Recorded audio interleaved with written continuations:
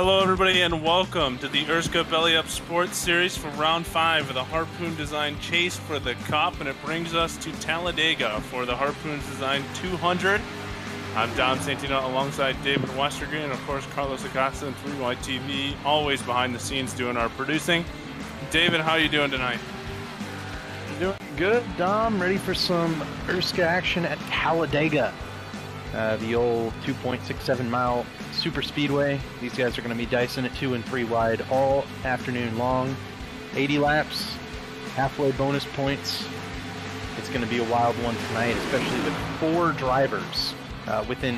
3 drivers within 4 points for the championship lead here in the Belly Up Cup chase. Yeah, absolutely. Kind of settled in on our 3 top guys. There's still some guys that can come in here and spoil the party, and Delicado, Cameron Ridge, and the rest going to have to really put some work in and needs for some things to go wrong here at Talladega tonight. But it's going to be interesting to see who can kind of stop Tate. He's had 4 top 2 finishes here in the first 4 opening rounds of the playoffs. I have a wager who it would be Talladega.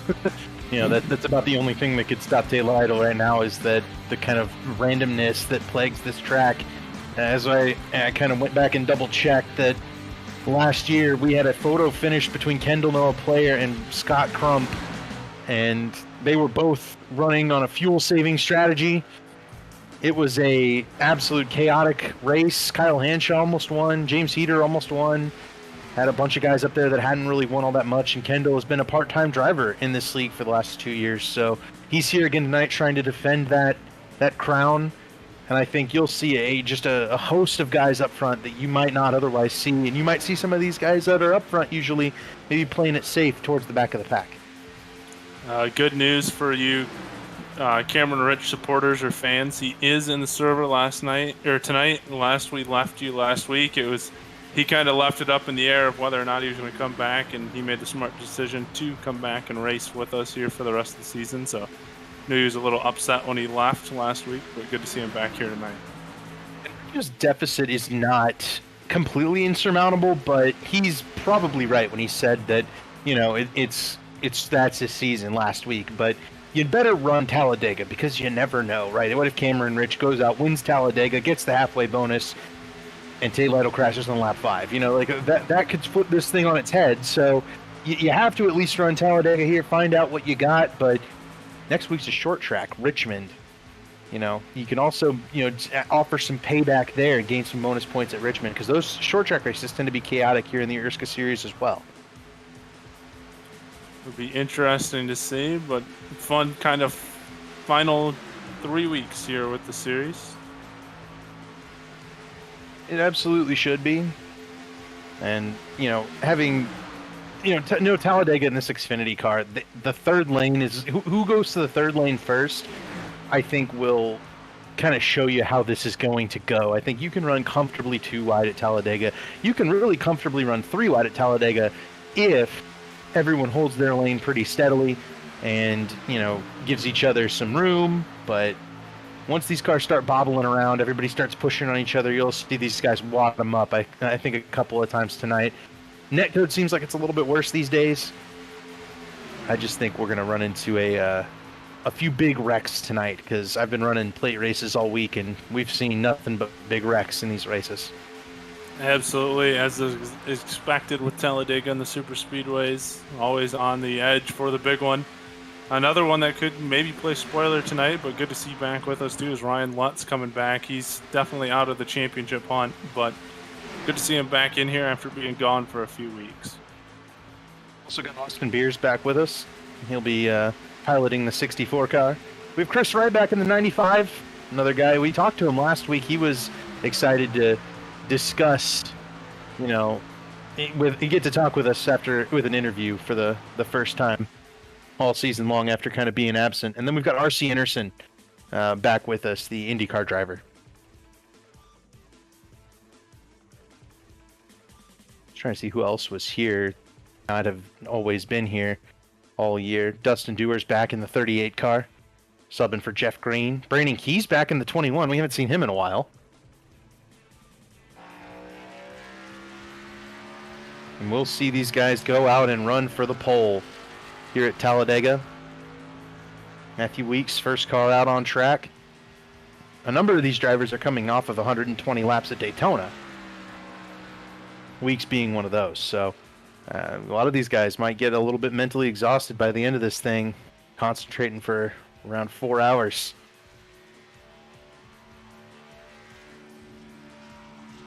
Michael Goodman, 30 car. Vincent Isabella, the 15. And I believe that's Nick Indelicato there in the 0-1. He's going to pull down and start the lap again, looks like.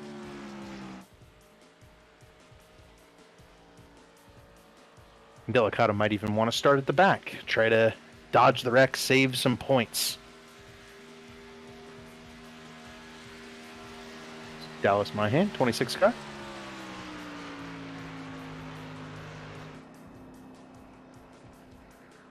You might think that this ERSCA qualifying, this Talladega qualifying laps, they might look a little bit random, but there's definitely some skill involved in getting this car wound up and then getting that thing held down all the way through. Gotta be very steady. There's a few little tiny things you can do to make your lap just a little bit faster. At the end of the day, the most perfect will be on the pole.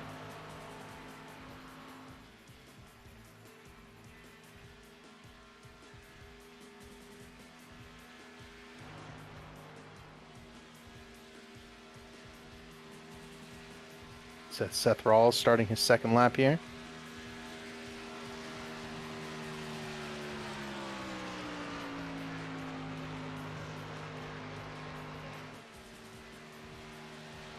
No, he's starting his first lap. Wesley Crump first on the board, and those are all the first laps of a bunch of these guys. So now it's hold the car on the bottom, let it wash to that second lane. Crump doesn't do it, he holds it down. That'll maybe soften his lap time just a little bit. Johnny Thomas taking his qualifying effort. Yep, Johnny's another one who's running the double duty tonight.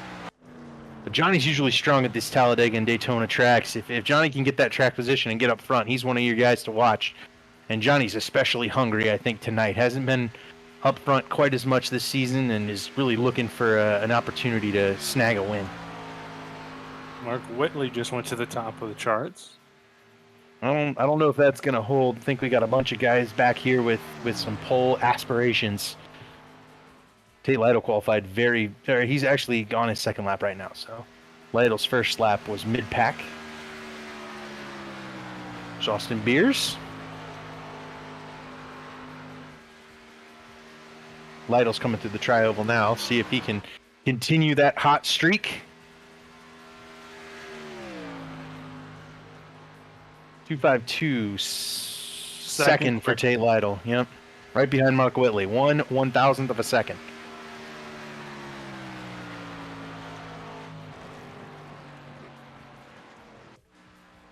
Bunch of pole threats coming up, though. Ryan Lutz is coming off turn 4. Johnny Thomas is down the back straightaway. R.C. Anderson's getting warmed up.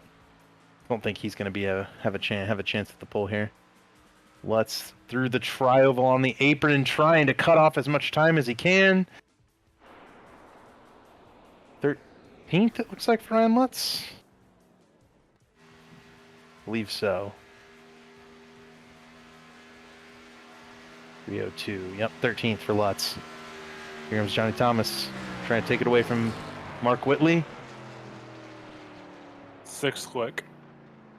Yep, 263 for Johnny Thomas, right there with Hank Steinmiller. Gavin Hibbs now, as we're quickly losing contenders to take it away from Mark Whitley. You've got Kwame Scott on track.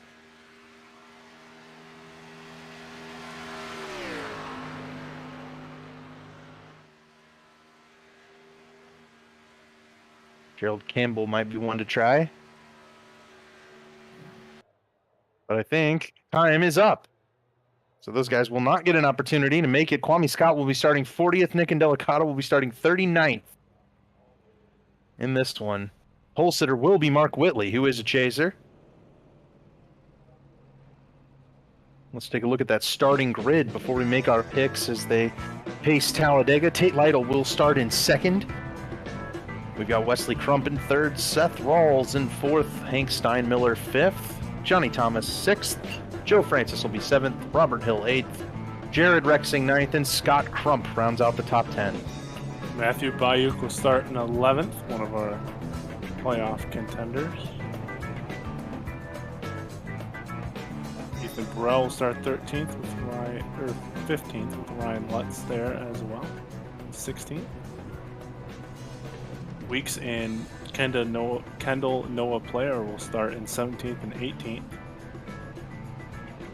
Cameron Rich back here in 26th. So Rich will have some work to do to get back through the field. Jared Bogart starting 34th, Nick Massey 35th, Chris Wright 36th.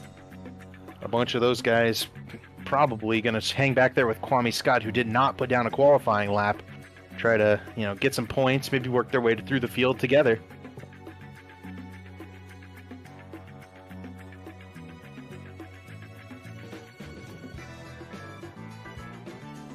So with that, who's picking first? Whoever wants to go first, doesn't matter to me. Well, I've got my pick, and I know he's not going to be picked by either of you guys. So, Dom, I don't think we know who your pick is, so let's go there. I'm going to go with Scott Crump. Nice. You're trying to tell me you know what pick I'm going to choose? No, but I know you said it was going to be a good one. Yeah. As a matter of fact, I'm going to go ahead and say my pick. You know it. You know what's coming up here. I do it all the time. It's a classic diversion strategy. But hey, I got to pick this guy because he's shown me this past couple of weeks that he knows how to play ball. He got here. He got a top 10 last week here at this league. He got a win here a couple days ago. Not necessarily at this track. I got to go with my good old buddy, Michael Goodman. Let's go. Goody. Goody's a good pick. He's decent at these plate tracks, that's for sure. Wesley Crump's getting an EOL. Not fully sure the reason. My pick's going to be a guy I talked about picking a while back. He's got good teammates at this track who've won races.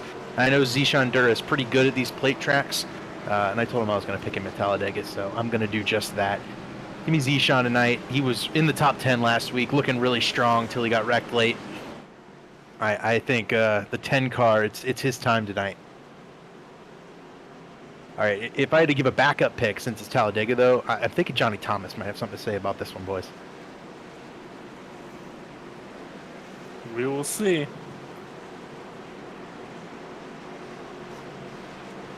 Harrison Town misses the start. Kwame Scott's dead last on the grid.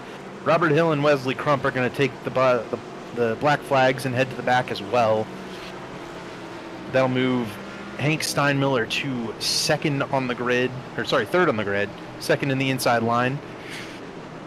And it'll move Joe Francis up to third on the inside line, fifth overall in the 50 car.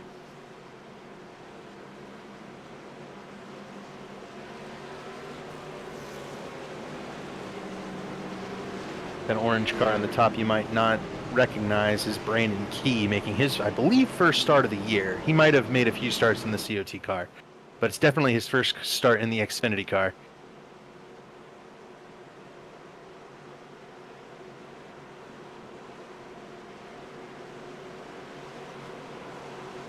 Mark Whitley, the pole sitter, drags him down towards the start-finish line.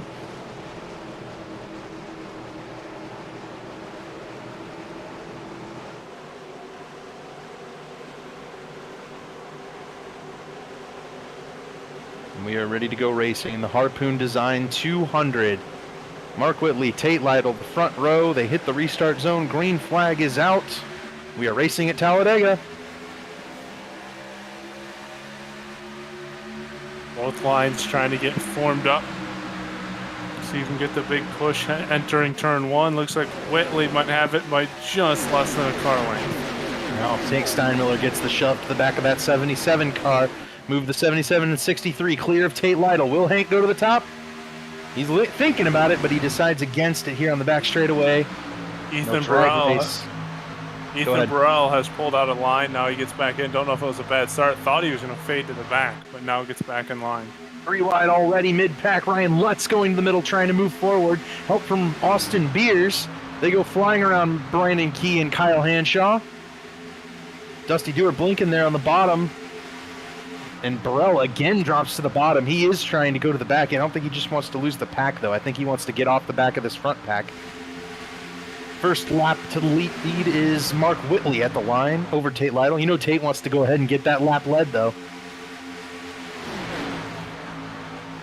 Get that extra bonus point. Johnny Thomas pulls up in front of Ryan Lutz and Beers. That third lane trying to form up early here. These guys being aggressive in this 80-lap race.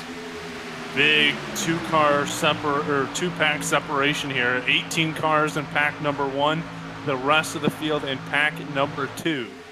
And Johnny Thomas up top. Tate in the middle. Now Lutz abandons Thomas up top. Johnny's in that fourth lane. No one to help him. Now Vincent Isabella coming to his rescue there. As all that allows Seth Rawls to take the lead. Scott Crump to go to second. Brandon Key to come up to third. Tate's kind of stuck in the middle now as here comes Ryan Lutz to the outside, making it 3 wide. Whitley, Lytle, and Lutz all in a battle. Whitley's going to clear that. Can Mark Whitley jump up in front of Tate Lytle? He's going to do it. 77 car moves to the middle. Tate's got help from R.C. Anderson right there. Now Crump to the middle of the racetrack. He's going to go for the lead on Seth Rawls. 3 by 3, 3 or 4 rows deep. At the front of the field early in this one, Crump clears Rawls to the bottom, but it's going to be Ryan Lutz up top. Lutz has nothing to lose out here tonight, looking to try to pick up a win late in the season, getting a big push to the race lead. To the top of the racetrack. Lutz clears off of Crump there, and Scott Crump lifted a little bit and gave Ryan Lutz a little bit of a break. Lutz just headed to the bottom. He was not about to let Scott Crump get underneath him again, and Ryan Lutz leads lap 3. Three laps, 3 lead changes, and I think we could have 80 lead changes here before this one's over with. Things settle down for at least a second here as we head down the backstretch. Right up until Austin Beers gets this big run, and we know that Austin Beers, that 19 car showing on the graphic, but the 64 car on the scoreboard, he's aggressive. He wants to lead this thing, same as Ryan Lutz. See if that Mark Whitley pole sitter can get a good push. Now Scott Crump jumps in front of Austin Beers. He'll get the push. Here comes Lutz up for the block. Couple big blocks here early on by Ryan Lutz. That's the second one on Scott Crump, and that's going to move Crump out of line. He's going to fall through the pack here. Beers leads the lap, but Whitley abandons into the top. Now Lutz cuts underneath. They're 3 wide again for the lead. Beers stuck in the middle, no help at all. Here comes Isabella eventually with Johnny Thomas. Might make it a 3 wide, the third line here forming up in the middle. Vincent Isabella, Austin Beers, good friends in real life. Good racers together and good drafters together on the sim. Lutz going to lose the lead now to Seth Rawls. Key up to the middle as well. Now Key and Rawls down at the bottom. Pack number 2 closing in, starting to bridge that gap. You see some of the guys like Cameron Rich, Nick Massey starting to latch onto the back of this pack, trying to make their way through. See Cameron Rich right here. Cameron Rich is all the way up into... Good grief, where is he? He's up to 10th-ish or so. They're 3 wide again. Whitley's going to take the lead. They're 4 wide. Brandon Key has been abandoned by the Beers and Isabella crowd. Now Tate Lytle cuts to the bottom. He's going to go for the lead. Things are happening so fast, we don't even know they're happening. Whitley got the run again on the top side here. Looking for some help, trying to get a run. Scott Crump going to jump up and make it 3 wide. And if I'm Cameron Rich, dude, I don't want any part of this. He's driven up into this too. He has excitedly gone forward and tried to get involved in this skirmish here at the front of the field between a bunch of very aggressive drivers. Tate Lytle is not afraid though. He's probably out here trying to grab that bonus point, which coming off turn 4, he looks like he's going to get. Unless Whitley can get a run here, it looks like it's going to be all Tate this time by. Yep, there it is, Tate Lytle. See, I would not be surprised if Tate Lytle now says, nope, I'm out of here, see you guys, and heads to the back. That being said, that's not how Tate Lytle races. He likes to go up and try to lead every lap, whether it's at Atlanta, at a short track, or here at Talladega. Tate Lytle's going to be up front going for the win. Well, his 2 biggest competition, Kwame Scott is back, still deep in the field in 40th place. Nick Massey has drove his way up just a little bit. He was in 24th place. Well, he's just chilling behind the pack here, trying not to get involved in anything. Vincent Isabella just shot the middle. Got R.C. Anderson kicked up to the top. Now Isabella is rocketing towards the front. This is very much a game of kind of back and forth, over and over again here as these guys battle in this front pack. Whitley leads this lap. I'm pretty sure we're sitting on, how many laps are we at? 8? I'm pretty sure we're sitting on 8 lead changes. By the way, I went and looked back at Nick Massey. He's got a pretty comfortable drafting partner back there. He's teamed up with his normal spotter in right back there, and they're just riding together, trying to catch this pack as they string out. Yeah, I was discussing, Chris Wright jumped in our chat before the other race. He's our kind of teammate at Lake Norman Motorsports over at Elite, and I was talking to Chris Wright about last week's broadcast and last week's strategy with Nick Massey and why, maybe Massey lost because Chris Wright went on the pit box. Well, Chris told us that he told Massey not to pit early in the race to save a set of tires, as Ryan Lutz goes back to the lead. So, in my opinion, Massey didn't listen to Chris then, and Lutz is still throwing blocks. He's going to get himself turned. He gets squirrely here. Yep, there he goes. Yep. Oh, and R.C. Anderson's up in the fence. That was inevitable. Rawls. Jared Rexing's taken out. Was it Rexing? Okay. Yep. No, Rawls is in the fence. Rawls got smashed into. Anderson's the one upside down. Lutz got spun. And that was inevitable, just the way they were racing. And it ruined my story. Well, Lutz tried to throw about a 4-lane wide block there, and it did not work. Yeah, Vincent caught him just a little bit when he came across, and it slid the 36 car down the track. You see right there. So when he comes back down, he gets Mark Whitley, and then it's just on from there. And then the contact kind of cascades Vincent up into Anderson, up into Seth, and it sends Anderson up into the fence, taking out Anderson, Rexing, Lutz. Also, Daniel Martinez asked us to watch the 9 view. And Beers as well. Yep, there it goes. And then Anderson up in the fence. Rawls is going to get damage. Kind of looks like Ricky Craven's wreck here in 1996. Ooh, Gerald Campbell almost got the 50 car. Might have been contact that only didn't happen because he was flying through the air. Let's see. Daniel Martinez here. Back of this front pack behind Kyle Hanshaw.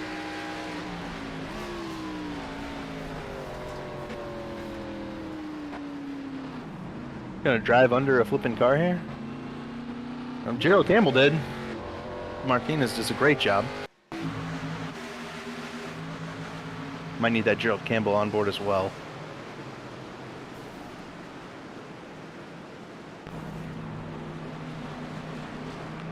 Whew. Oh, so looking at it, I've got Scott Crump with some damage. I've got Beers with a bunch of damage. Got Whitley with some damage. Got Johnny Thomas with some damage. Got Beers with that a bunch. Obviously, I said that. I've got Cameron Rich clean. I've got Tate Lytle clean. Everybody comes down pit road. Check the damage. The way this race looks like it's shaping up, track position, non-existent. You can get track position anytime you want. So we'll have to see whether or not these guys are going to be willing to, stay out, go to the back, whatever. Hank Steinmiller's going to, I believe, stay out here and lead a lap, which I think he did. Chalk it up as another lead change there under yellow. Daniel Martinez first off pit road, followed by guess who? Nick Massey. I have an announcement when mics are hot. Daniel Martinez, Nick Massey missed their stalls. Either that might be either on purpose or by accident, I don't know, but they did not stop. Yeah, that might be a calculated move, right? You've watched this race unfold. You've seen guys go back to the front already. If I'm Nick Massey, I might, go down pit road, drive through, ensure I don't get a penalty, because what can happen is iRacing likes to penalize if you stay out like Steinmiller did. It likes to penalize you if you try to go to pit road the second time through.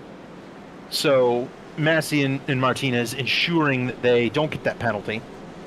So they'll head down pit road, fuel it up, maybe put tires on it.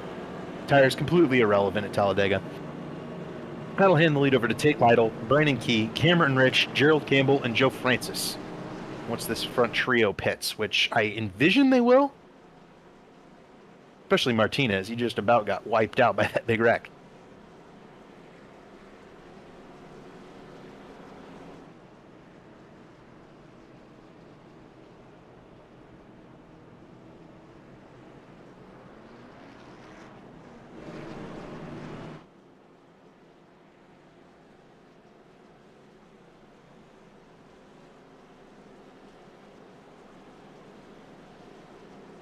I'll say bad news. Oh, go ahead.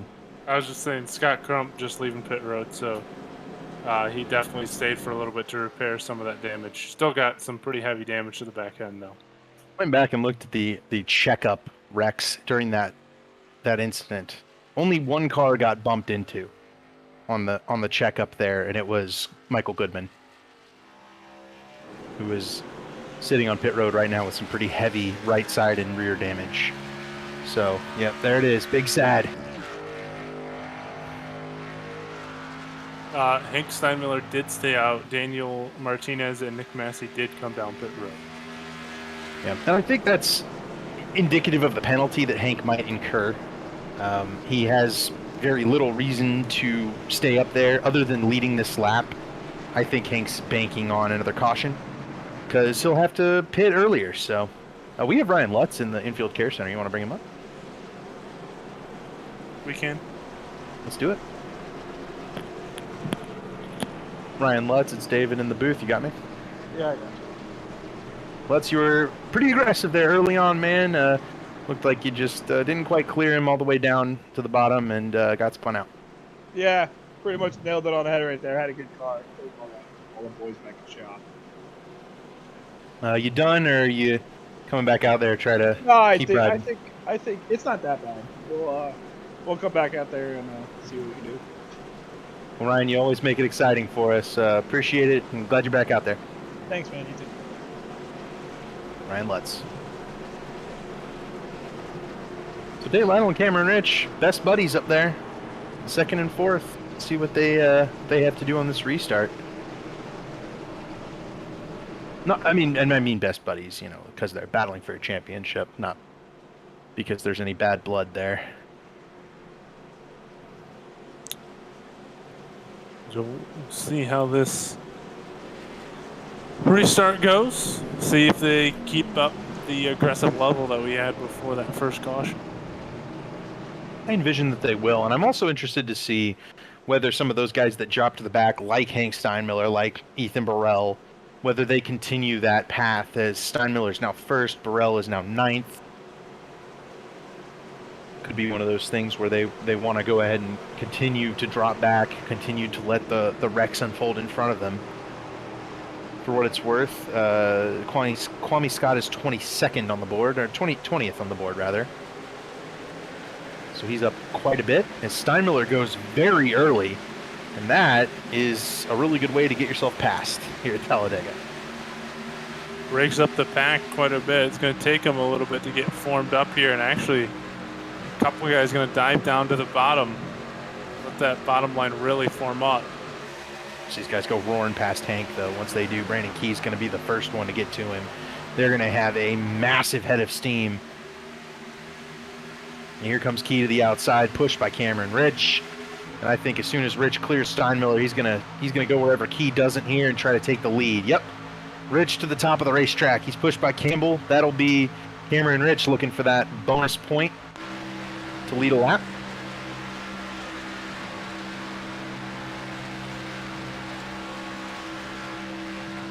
I didn't see anybody still out behind. He has it coming into the tri-oval. We'll see if Rich can hold on. Looks like he's going to. And he'll pick up that bonus point for leading a lap. Right. There was. Vincent Isabella being the first aggressor, shooting to the top. He's got pushed from Dusty Dewar. Jared Mogard's in this front pack now. A bunch of different characters. And Tate Lytle up here at the front of the field. Oop, there goes Steinmiller, heading back to the back once again. So he had his fun, and now he's had enough. Gerald Campbell going for the race lead.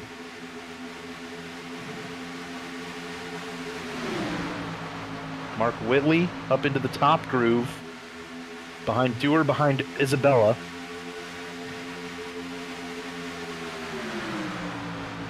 You've got Lytle and Rich in the middle with Matthew Weeks. You've got Campbell, Key, Francis, and Mogard on the bottom. Well, 3 wide, 4 rows deep, right behind Rich.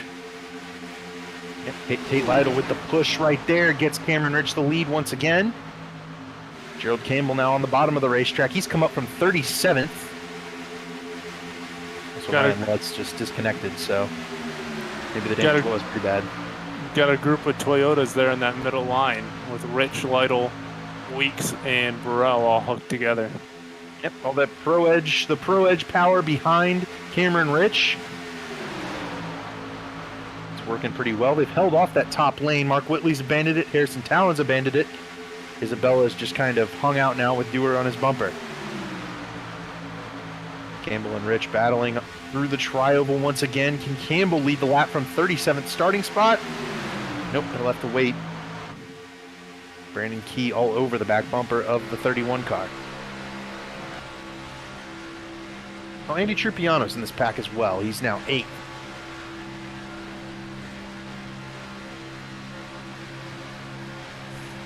The third line has died out. The momentum kind of cleared away as they form those lines 2 by 2. Tate Lytle now cuts out, going for the lead. Lytle's had enough of riding in second place. He wants to lead another lap here. Remember, there's also a bonus point for leading the most laps. Tate Lytle can acquire that. Also, we're only 24 laps away from halfway. Matthew Weeks now up to 3rd, challenging Tate Lytle, his teammate, for 2nd on the outside. Cameron Rich still held on, though, to lead that lap. Lytle did not get there. Yep. Cameron Rich able to control this race pretty well, and that inside line kind of broken apart after Trupiano 5 cars deep. It does not appear to have much push. That middle lane seems to be the place to be.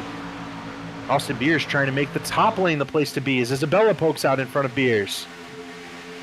I think that's Burrell who jumped out. No, it's Mark Whitley jumping out in front of Isabella here. Any momentum that outside line might have had, I think, stalls out with that block of Whitley on Isabella. Give it back to the bottom line. Tate gonna lead through.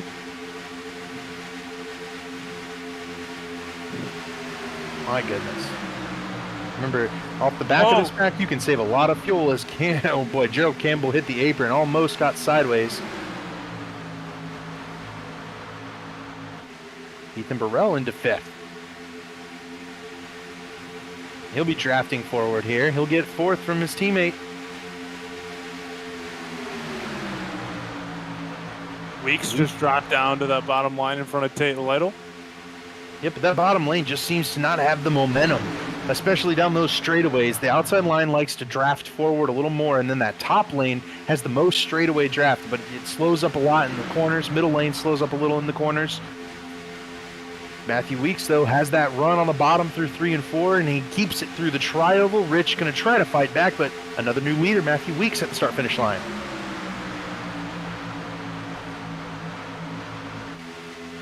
Up into 6th comes Harrison Talon. I don't think we've called his name all season.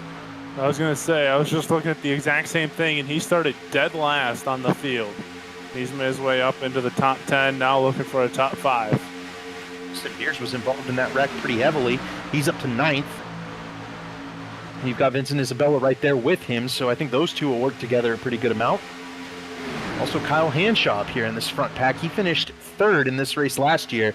Almost won it. He was challenging for the lead before, I believe, running out of gas coming down the front straightaway.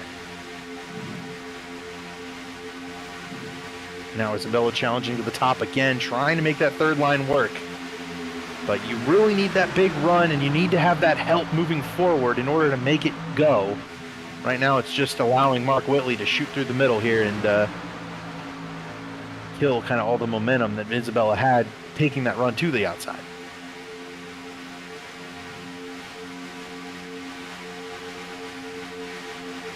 Tate Lytle pushing Matthew Weeks seems to be the strongest combination we've seen so far. that, or Ethan Burrell's not really trying to help Cameron Rich get more laps led.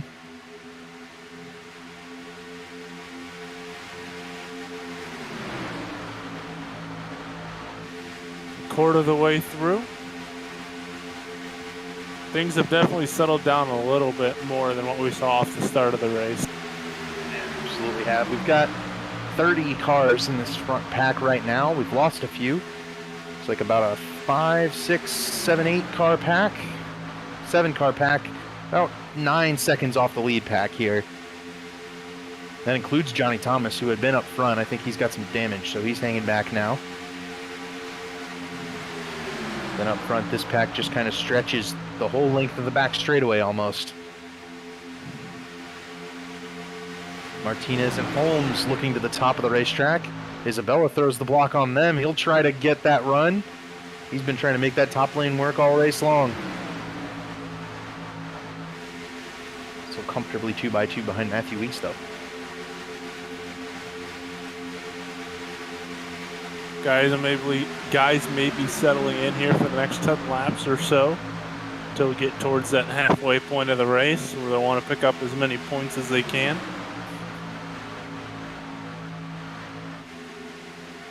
Yep, about to lap Michael Goodman. That car got pretty heavy damage in that wreck. Feels bad.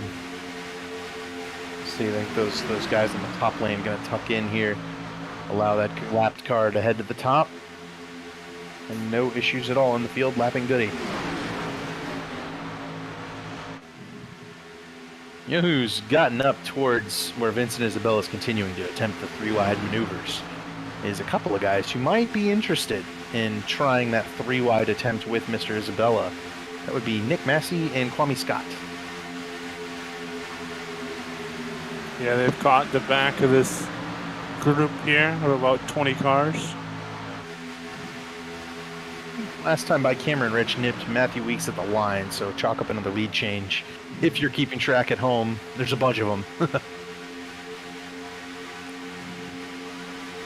Hanshaw and Beers now trying to start that top groove.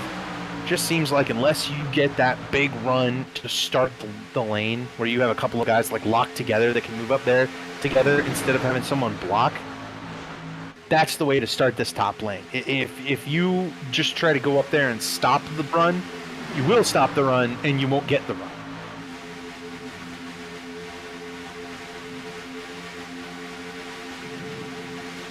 Weeks takes the lead back from Rich. Oh, yes, by 2/1000ths of a second.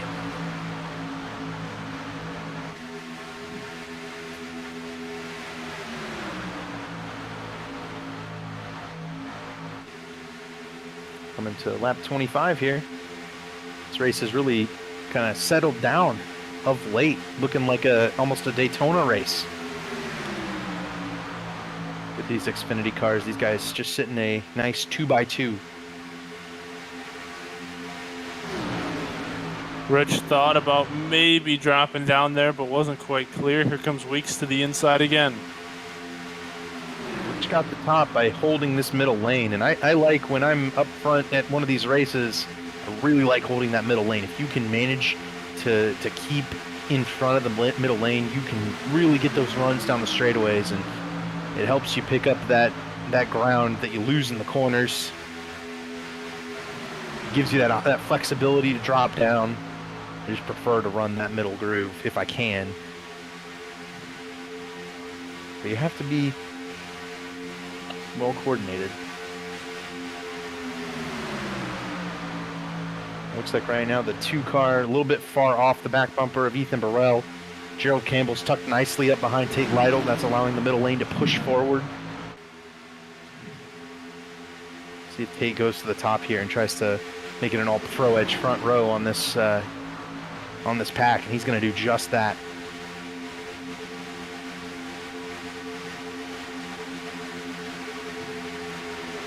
There you go. Tate goes to the top. Now maybe looking to drop down to the bottom and block Weeks, but he's going to stay with Cameron Rich for the time being. I'll tell you what, if Tate can keep riding the middle lane like Cameron's done, that's going to be his best bet in order to hold, the serve at the front here. to try to keep Cameron behind him and keep the rest of this field behind him. He can have his teammate on the bottom. He's got a teammate behind Cameron Rich, so if Rich pulls to the top of the racetrack, tries to go around Tate, he won't have any help. Tate's in a very good spot right here, just where you want to be. Well, and mind you, even though it is a teammate behind him, those are 2 championship contenders in the top 5 behind Tate right now, and he's keeping them at bay from gaining any points at the moment. I don't think Ethan's necessarily thinking about that because, you know, the teammate aspect, but Cameron and Rich, if Cameron could find a way to kick Tate to the top where it wouldn't be advantageous for Ethan to go with him, that would be absolutely huge coming up on this stage, where if he could get Tate out of that top 5, Rich blinks pretty heavily there, and when you're kind of locked to the back bumper of somebody, that's not the best thing. Looks like the 47 car is okay for now. But if he could find a way to kick Tate... Oh, gosh, no wall! Trey Holmes was in it. Daniel Martinez was in it. Cresley Crump. Dustin Dewar. Didn't want to say any others because I did not know who else got caught up in that. I think Matthew Weeks is going to have the race lead here over Lytle. Oh, that looked like netcode. That was big netcode. Dustin Dewar, Kyle Hanshaw, and Jared Mogard and Scott Crump. Got both Crump brothers in that one. Watch, yeah, Beers and Holmes netcode together. The 24 car should not be hopping up off of, with no tires on the racetrack all of a sudden in the middle of the corner. A clear netcode incident there, but very unfortunate. Takes out both of those fueled up racing Chevys. Gets both Crump brothers as well. Beers just tried to go to the middle here, and there wasn't a whole lot of room, but there was definitely room between him and the 24 car, and just like that, that'll end the day of Trey Holmes, Dustin Dewar, Daniel Martinez, Jared Mogard, Kyle Hanshaw, Wesley Crump, and Scott Crump. Well, Scott Crump might be okay, but Nick Indelicato barely snuck by this on the bottom of the racetrack. Pit stops coming up before the stage break. Tate Lytle's committed 100% to staying on the racetrack, and he's going to be the only one. A lonely soul is Tate Lytle. He's looking for those stage points. Matthew Bayuk and I think Indelicato are going to stay out and try to get those stage points as well.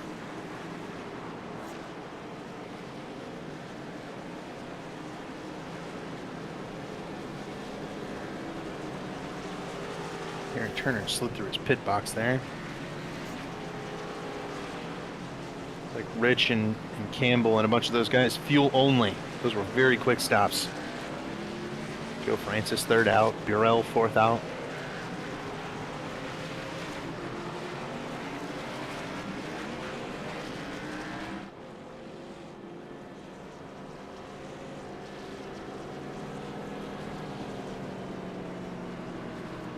So an interesting decision for Tate Lytle, but I think a very calculated one. Is he wants those stage points. The only way that backfires on Tate is if this race goes green.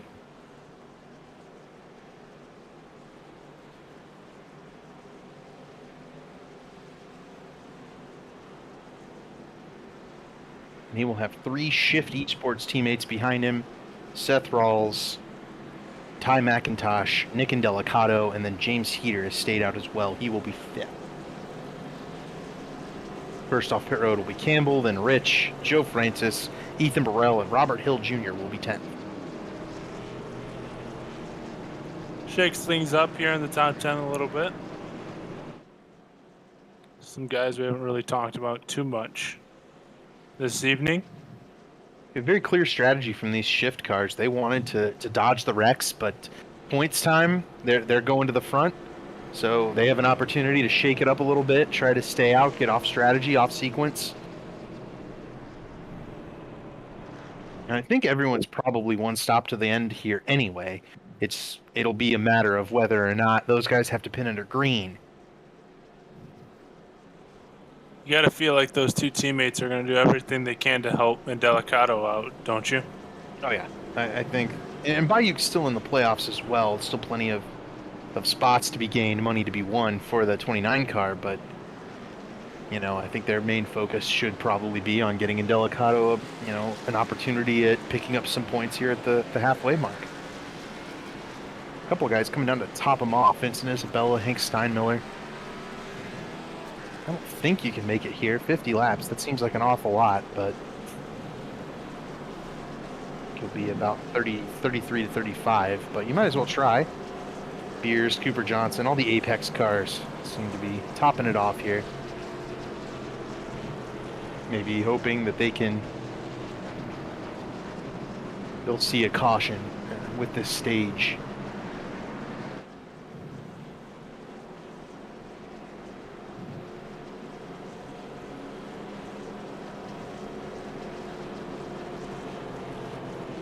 I have a few laps here to shoot for a shootout to get to those halfway points.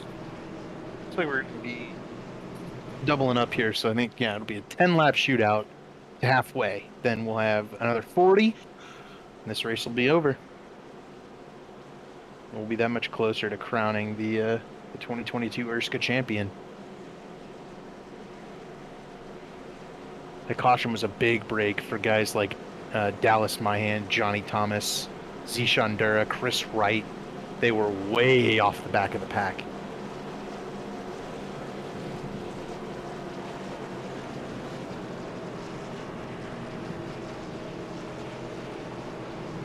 And I think that will be a safe place that you can run as well off the back of the pack. There may be somebody who decides to do that ends up winning this race.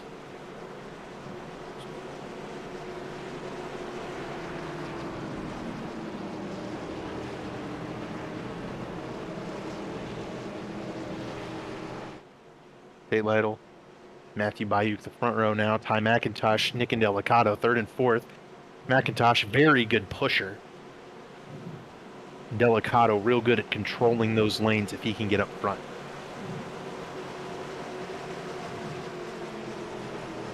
This I learned from last Thursday's Oscar race. That Matthew Bayuk, Carlos, and Michael Goodman all announced. Those guys all have some experience in these Xfinity cars at a plate track recently. Green flag is going to come back out right now. Tate Lytle brought him down slow. That'll stack this field up. Everybody will be on the throttle and going for those stage points. 10 laps to go.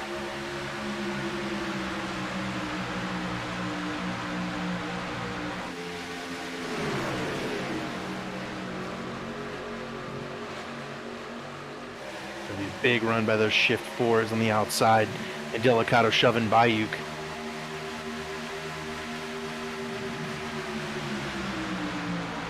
Outside lane's a little more formed up. They got more cars in a row here. Big gap down the bottom behind Cameron Rich, it looks like. That hole seals itself, though, and they look like they're pacing again into turn 3.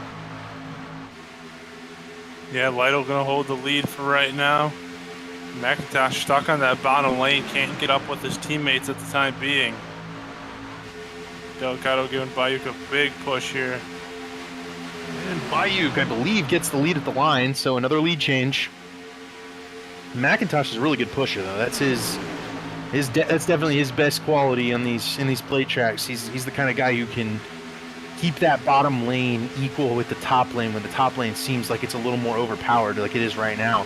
You've only got the 4 cars. Brandon Key is not well tucked up behind Cameron Rich. So that allows that top lane to surge forward. Does Bayou clear down? He will.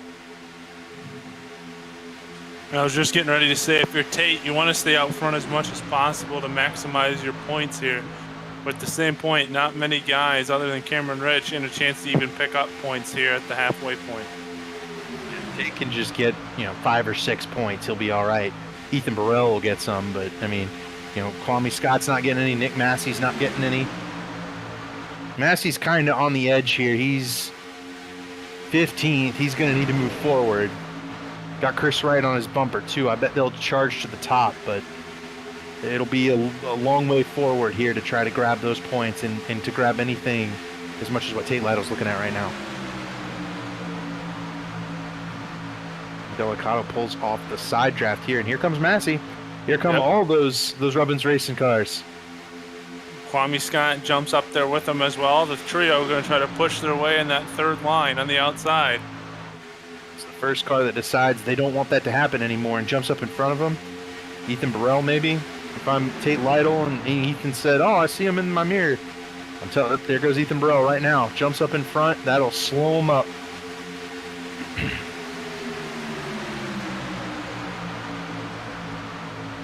See Robert Hill gets the big run in the corner. The outside lane, though, with 4 cars, it's a little harder to stop. Now Campbell going to the top here, and Delicato's going to be the one in the middle. And all it takes is a couple of guys to get up there, and all of a sudden that thing works. Now here comes Tate Lytle in the middle. Feeling the pressure to get up there and stop those guys from getting points on them. Can't quite get there. Campbell's to his outside. He can't clear up. Middle cars are Joe Francis and Cameron Rich behind Tate and Delicato, but that doesn't seem to matter as Tate's able to match Gerald Campbell, but at the line I think it will be Campbell. 3 by 3. The bottom line's in even worse shape. Just Bayuk and McIntosh down there by themselves. Peter a ways off. If anybody cuts down now, yeah, Trupiano will try to join him in the bottom. Top lane's the most formed up. Those Rubbins Racing Chevys really grouped it up nicely. But Tate Lytle and Nick and Delicato shove in the middle. They might be able to hold them off. I like the middle in this situation. Top just loses too much time in the corners. And you're able to get that run on the straightaways in the middle, but Cameron Rich leaves the middle. Just keeps on losing cars. Outside lanes all formed up, nice and tight, 5 cars. This time it's the bottom, though. Matthew Bayuk.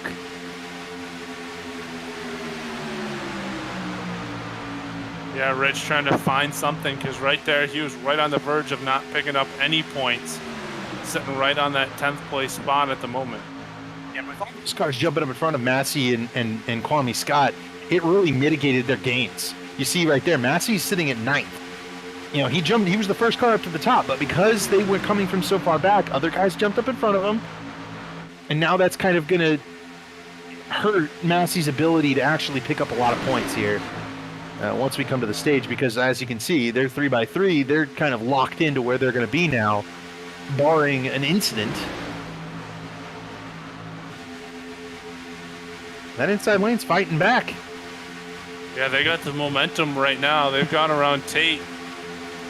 Tate actually falling just a little bit back there to Campbell as well at the line. See if anybody wants to change lanes. You know, Bayou probably just wants his teammate in front of him. Ty McIntosh doing an incredible job on the bottom, pushing Bayou forward and keeping that bottom lane engaged, despite there just not really being that much energy down there. McIntosh, Trupiano, Cameron Rich, they're able to keep that energy up despite the amount of momentum that the outside lanes pick up on the straightaways. Yeah, Bayuk is clear by a full car of both lanes right now. McIntosh is almost to the point where he's clear as well. I wonder if they would choose to move up. I don't know that Cameron Rich and Trupiano will necessarily be as effective without non-damaged cars behind him. And Wyatt Nadel was involved in one of those incidents. All this shoving, Nick Massey's just up to 7th.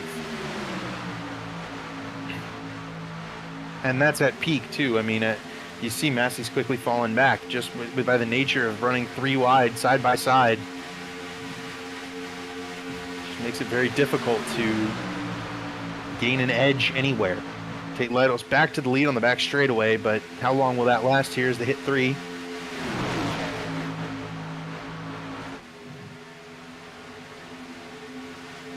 This type of racing looks very chaotic, but when you're in the car, it's rather rhythmic.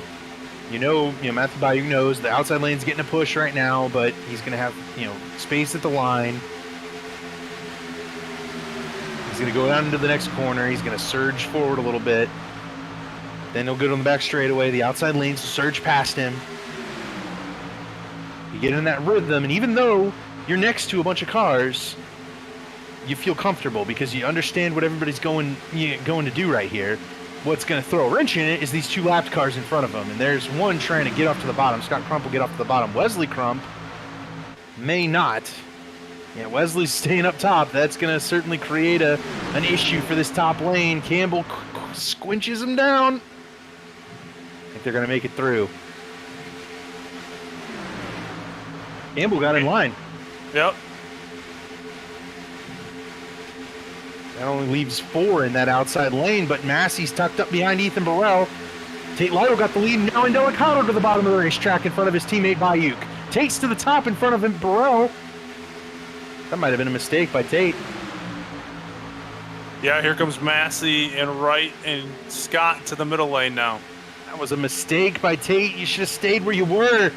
Now Tate's far back into the top 10, now into 9th.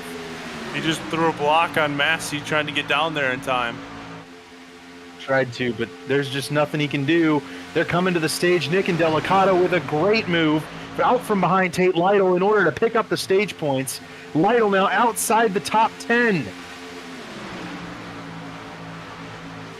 They're running order at the line right here. That'll be your stage. Nick Massey's going to pick up at least a couple of points on Tate Lytle here. Lytle gets into the stage right at the last second. He'll pick up 10th. Might have been 9th at the stage. I got to check. Nope. Tate gets 10th. Rich 9th. Massey 8th. Indelicato 1st. Kwame Scott was 14th. He's out of the top 10 there. So the gain is Massey's. I think 1 point. 2 points over Tate Lytle. You know what? Massey was 4 points behind Tate Lytle. So he picks up 2. He'll now be 2 behind Tate. Tate picked up 1 on Kwame. So the gap is now Tate, Nick -2, Kwame -3. The lead is actually, I believe, Joe Francis now. Just took the race lead. Joe Campbell's now 2nd. Holstetter Mark Whitley's right behind Joe Francis, looking to get back to the lead. We know Whitley has a fast car. He's been aggressive today. Got a little bit of damage when Ryan Lutz came and knocked into his front bumper there. Look who's rebounded for a top 15. Top 15, he's sitting up there on the top line at the back of it all. Johnny Thomas back in the mix. A little damage on that 83 car, but in the draft it doesn't seem to matter as long as you've got the capability to keep it wide open and you're making almost max horsepower. The draft will suck you right along. Those shift cars did a great job though, picking up Indelicato the stage. Bayuk earned stage points, McIntosh earned stage points. Really good move. Now Johnny Thomas and Ethan Burrell working together up trying to create that top groove. And you know who's really hating the way this is going is Massey jumps to the top of the racetrack. Tate Lytle did not want this to go green. He needs a caution coming up soon because his whole goal there was to stay out, ensure that he got those stage points, which he got 1. Now he's going to have to pit soon. Well, sooner than everybody else anyway.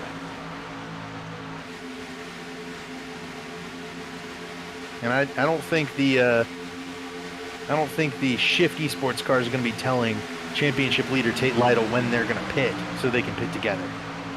Yeah, absolutely not. Nick Massey, I believe, led that lap. Nope, he was really close. But he's trying to take the lead up top right now, help from Chris Wright and Kwame Scott. Seems like they finally got this outside lane cooking a couple of laps too late. As Francis shuffles down to the bottom of the racetrack. Now Massey heads to the bottom. He left. Yep.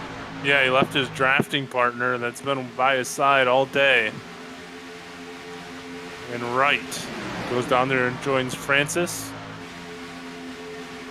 I think that's a calculated move by Nick Massey. He wants to go pick up that lap lead. Even the playing field there. In my calculations, I hadn't noted that Tate led a lap. Massey hadn't. Massey is now even to that, so it is still Tate +2 to Nick Massey, +3, or actually +4 now to Kwame Scott. Kwame has not led a lap. Vincent Isabella starting to creep up into the picture once again. Yeah, things have not really been working out for Kwame Scott tonight either. He's been in the back of these packs and just kind of gets left out to dry with right. He's hung with them with right most of the night, but with being that third car in line of those teammates, he's usually left out to dry. Joe Francis cleared down that open to the top for Mark Whitley and Tate Lytle. Lytle pushing back towards the front. Lytle and Massey side by side, championship contenders. But remember, Tate Lytle has less fuel than everybody else in this group, other than the shifty sports cars of Indelicato, Bayuk, and McIntosh. So Lytle and those three will need to pit early. James Heater's also in that group, but he hasn't quite been as front-running competitive as the others. Massey now to the top, going for the lead. The bottom line got broken up with that move by Massey. They got to group back together. It's going to be a little bit of a run here for the top lane. Gerald Campbell, Joe Francis, couple of teammates there for Aggressive Eagle Esports. They have looked real strong today. Campbell's been up front pretty much since that wreck. Francis is always good at these plate tracks. He tends to run really well. In fact, he's a former winner at Daytona in the series. And Francis leads the lap.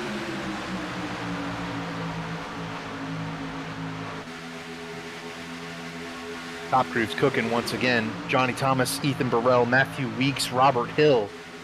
The 4 cars up there trying to make that work, and I think someone will be poking out in front of them and potentially throwing that block. Nope, Vincent Isabella went the other way. I was expecting him to jump up in front of him. Instead, he drops down. That slows up the middle lane, and Johnny Thomas now up into the top 10.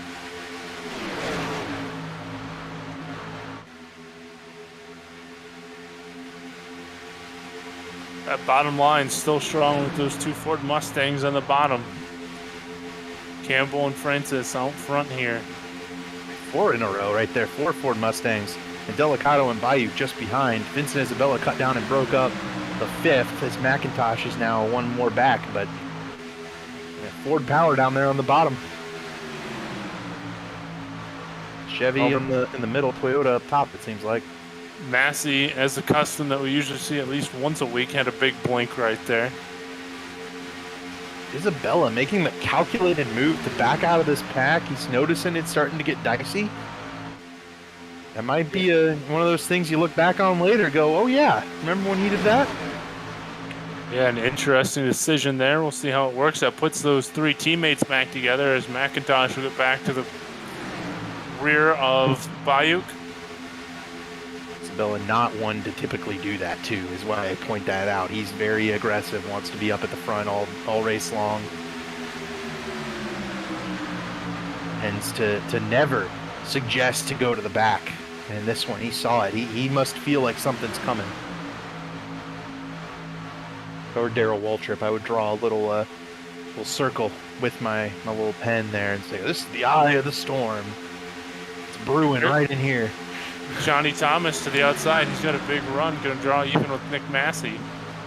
Johnny Thomas working for the lead. And Johnny cuts down. He's going to abandon those guys who got him there, but Whitley's not going to let him. And that gives a big run to the bottom. Was that in the eye of the storm? That was exactly where it is. Johnny Thomas doesn't fully commit to that. Isabella, Beers, and Steinmiller are pitting this race in reverse. So they're going to try to make it from here. 30 laps to go. They've kicked off pit stops. We know Tate and them are going to have to come soon. So that's the move that Isabella made. Saw it was getting crazy. Said, well, we need to pit anyway. Might as well do it now.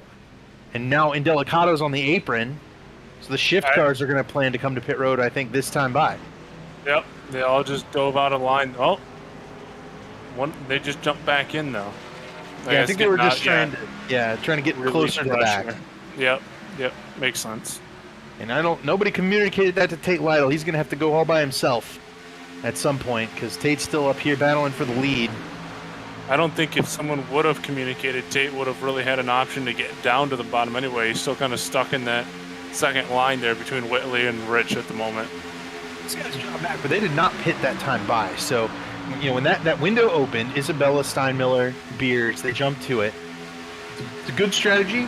If this race goes green, it may not hold for them. I think they were hoping this thing would shake into a quick caution where they can stay out if there was that quick yellow. But, you know, it also keeps you out of the mess, the mayhem. If you can just stay on the track, keep that car in one piece, you'll be okay. By the way, while we've been talking about all this, Joe Francis jumped up in front of Whitley and got back around Nick Massey, so Francis is your race leader once again. Shifty sports cars come down pit road this time, but I know they do not. Tate Lytle has now gotten in line on the bottom of the racetrack. Must mean that Tate is thinking about coming here in the next few laps as well. Three-wide move by Cameron Rich, help from Mandy Trupiano. They're still dicing it up here, even with pit stops kind of approaching. Kwame Scott going to be aggressive now. He drops down to try to help Whitley out. Brandon Key jumps to the top, nothing doing. He'll poke back in line. Ty McIntosh doesn't seem to be interested in going down pit road with his teammates. He has stayed right where he was on the bottom of the racetrack. His teammates have fallen back intentionally. I don't know, I'd want to pit from as far up as I could. You know, I don't want to lose too much time. Tate's not going to come down pit road this time. Neither are the shift cars. Could we wait until about 25 to go, maybe? At this point, it doesn't matter. You know, he's just hoping for a caution before he runs out of gas. You do not want to come down pit road by yourself. Kwame Scott jumps to the outside of Whitley here. He's got some help with Rich and Wright behind him. The big run right there. That outside line might get to the lead. And remember, Kwame Scott has not yet led today. Chris Wright going to blow the motor of that 95 car, trying to get Kwame Scott the race lead, try to pick up that additional point. Being the ultimate teammate here today. Yep. And Chris told me before the race when we were talking earlier, he said, I'm going to help those guys, but when it comes down late, I'm going to try to go for the win. But until then, teammates, teamwork. It's what's important. Try to get those guys as much bonus points as possible. Kwame lead this lap? I think he did. Yep, led it at the line by 4 1,000ths of a second. There it is. Chris Wright pushes Kwame Scott, gets the lead lap there, and with the lap led. We'll try to clear Gerald Campbell down now in that 99 car, try to keep that track position.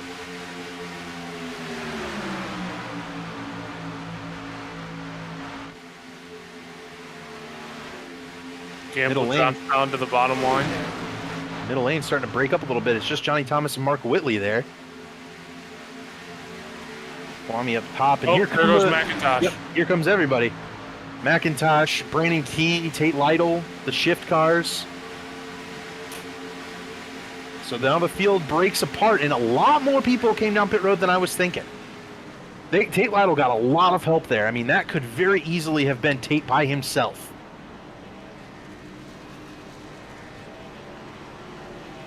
We'll see. We'll have to double check where those first guys that pitted come out, but I think they're going to be in trouble. They were going to be running much slower lap times than this big pack, so.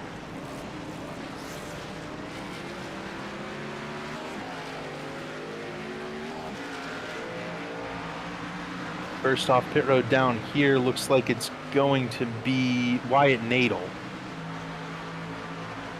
Followed by Garen Turner, Cooper Johnson, Brandon Key, and then Tate Lytle. Yep, and Tate had to get a lot more fuel, so he fell back a little bit. Here comes that trio flying around these guys. So Isabella, Steinmiller, Beers, they're going to mix into that pack of cars that just came off pit road. So that is interesting. Beers is a lap down, but those guys are going to be sitting pretty if this thing goes green. It actually is going to work out for them. They were able to maintain that gap, despite only having 3 cars in their pack. By the way, Johnny Thomas is the race leader. Yeah, I was gonna say, David, we can't miss this one. Johnny's out front. Led the last lap. He has now been passed by Cameron Rich, though. Things are happening very quickly. I believe these guys are going to come up on the back of these guys who pitted right here. This is James Heater. He had to take a full load of fuel, so he'll go a lap down here. Once that pack ahead is formed up, and they may be difficult for this group to catch. But they're not even fully formed, right? You've got this group of the shift cars and Tate that stayed out. They had to take more fuel. Then you had, you have this trio of Steinmiller, Beers, and then Vincent Isabella. They pitted as soon as the window opened. In front of them, you have Wyatt Nadel, Garen Turner, Cooper Johnson, Brandon Key. They did not have to take as much fuel as those guys behind them. So really, it's kind of two packs in front of these leaders right now.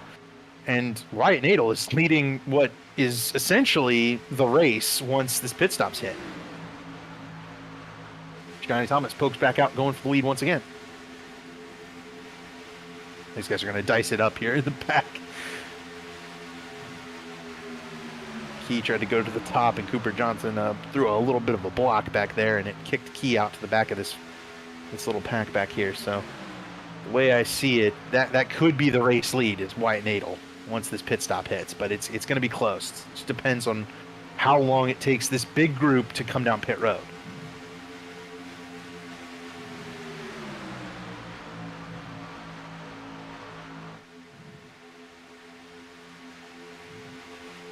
Well, I don't want to toot my own horn, but I will anyway. Fourth on the inside line would be my pick, Zishan Dura. He has found his way to the front of this field.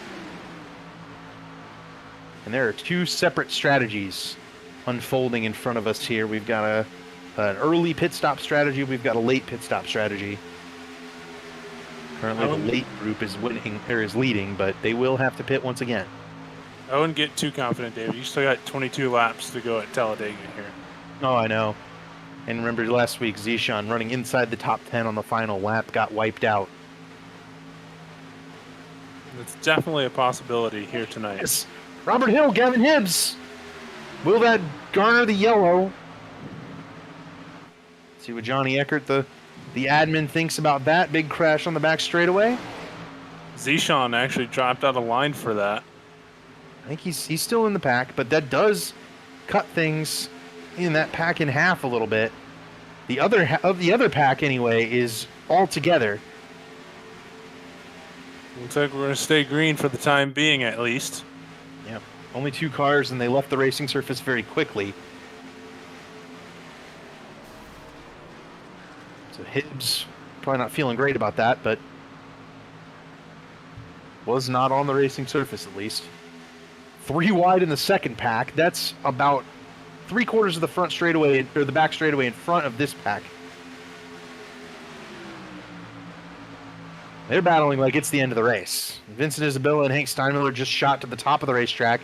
Cooper Johnson threw a huge block, picked up his teammate Austin Beers. So all that is happening. They're 3 and 4 wide. If there's a wreck, it's going to be from this group. Up front, these guys are just kind of riding. Gerald Campbell controlling the race, working with Joe Francis, his teammate. That front pack only now down to 9. This backpack has about 10 or 11 in it, so I don't think that they'll catch them. In fact, I think this backpack may be the one that ends up being the leaders, if they don't all wreck each other. They're trying to wreck each other. Oh, man. Might need a multi-cam for this one, because there's 2 full packs of cars snarling around. Seth Rawls is 1 lap down, by the way.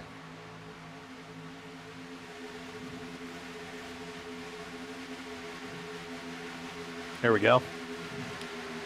Up top, you've got that lead pack. Up on the bottom, you've got the guys who've already pitted, who no longer need to come to pit road.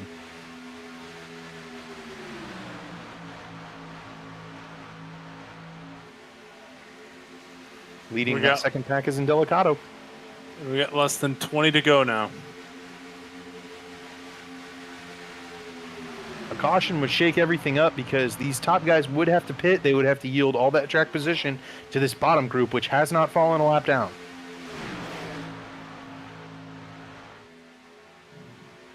They're now 3 wide here. Campbell, Rich, Massey.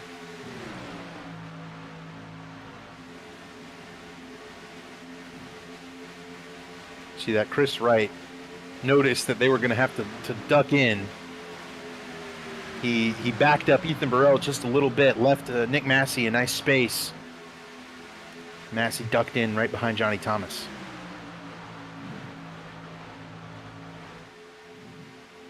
McIntosh now leading that group on the bottom. Jumps out to the point on that top lane. And you'll see Vincent Isabella and Hank Steinmiller are trying their best to make that top lane work in this second pack. They really want to charge to the front in this group, but it just seems very far-fetched that it's going to, yield anything because there's just nowhere to go with those runs. That bottom lane is all formed up. It's like 8 cars deep. You'll notice no one in this top group is trying that top lane. Gerald Campbell, Joe Francis, they have been able to control this race since the halfway point. Trupiano's up to 3rd. Johnny Thomas is in the top 5.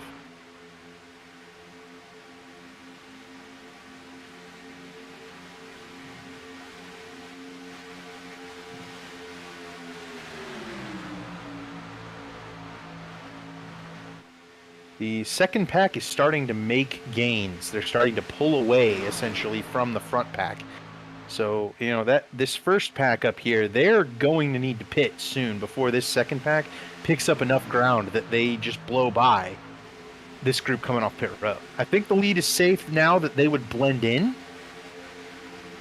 But if they continue to stay out right here, this second pack may be the leaders once we get around to it. They have picked up a good chunk of time.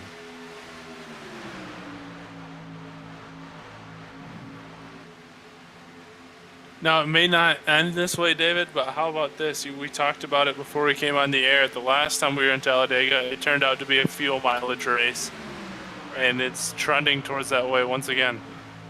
I will say, I think these guys have been a little bit I think we've had a bigger group jump to the fuel strategy. I don't believe this group on the top can make it. I think they're going to have to come down pit road, but their time on pit road is going to be so little that because they're just going to need to just give it a splash, fill it up, make sure you can get to the end here, and then you're good. These other guys had to fill it all the way full to try to make it to the end from 30 laps, so they lost more time on pit road. It may yet be something where maybe Zishan Dura has tried to save fuel, but I just don't see anyone being able to make it 50 laps on fuel. That would be a bit outrageous in my mind. So I think the thought here is this top group needs to be able to take as little fuel as possible to make it to the end, maintain their gap over the second pack, and then fight amongst themselves for the race win. I don't think we're going to have the same result. They're trying to wreck in the second pack. Isabella and Steinmiller's bump draft did not go according to plan. But I don't think we're going to have 2 or 3 guys coming down to the wire, maybe making it. I think we're going to be at a point where this top group's going to pit with 10 or so laps to go, and then they're going to take almost no fuel and try to have a big advantage on this second pack, which is now led by Matthew Bayuk, by the way. But if you're Harrison Talon, Zishan Dura, why not, man? Just stay out. See what happens. We saw Michael Goodman have to pit with 1 lap to go from the lead at Daytona earlier this year. He said he might have made it. He might have run out. He wasn't sure. He went ahead and pitted. We told him, you should have stayed out, man. You had nothing to lose.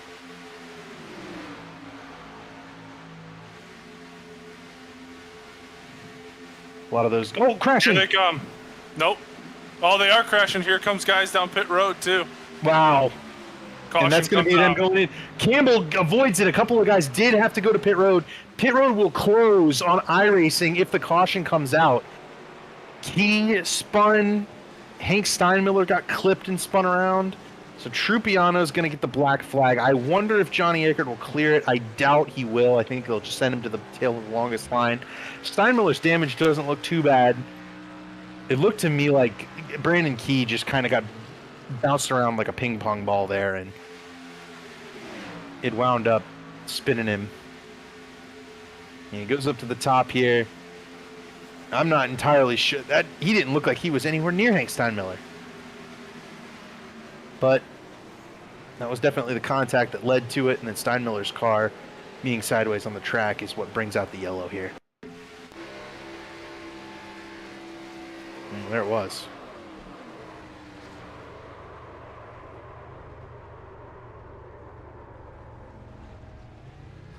Maybe a bump gone wrong here.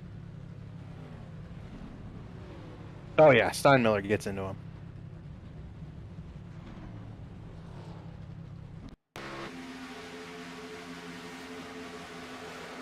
So that'll change it all.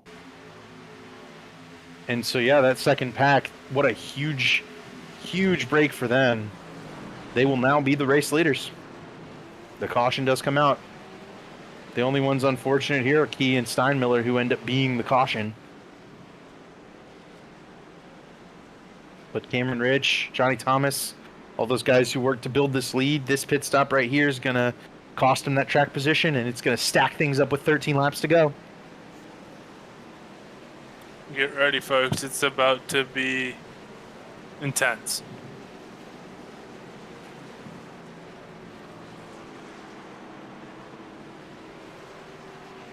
Yep. And this result coming off pit road is almost inconsequential because of the car staying out.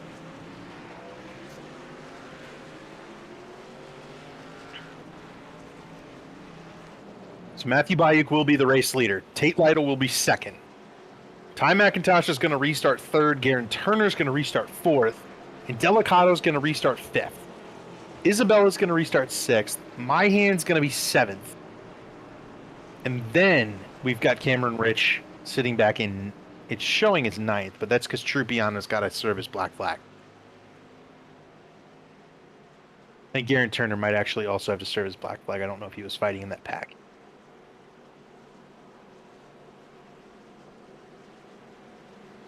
Trupiano's dropping. I don't see Turner dropping. Yes, I think Turner was in that pack now that I'm looking back at it. So it'll be the first 7 had played their strategy. They lost a couple. But so Cameron Ridge will restart 8th. Johnny Thomas will restart 9th. Gerald Campbell will restart 10th. Then it'll be Matthew Weeks. Or actually, no, it'll be Mark Whitley, then Matthew Weeks. Harrison Talon, Nick Massey, Chris Wright, Kwame Scott, Ethan Burrell, Zishan Dura, Joe Francis, all the way back in 20th.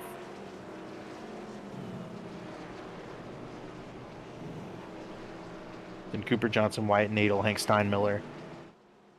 Brandon Key, Seth Rawls, James Heater are the lead lap cars. Heater's about to get the wave around.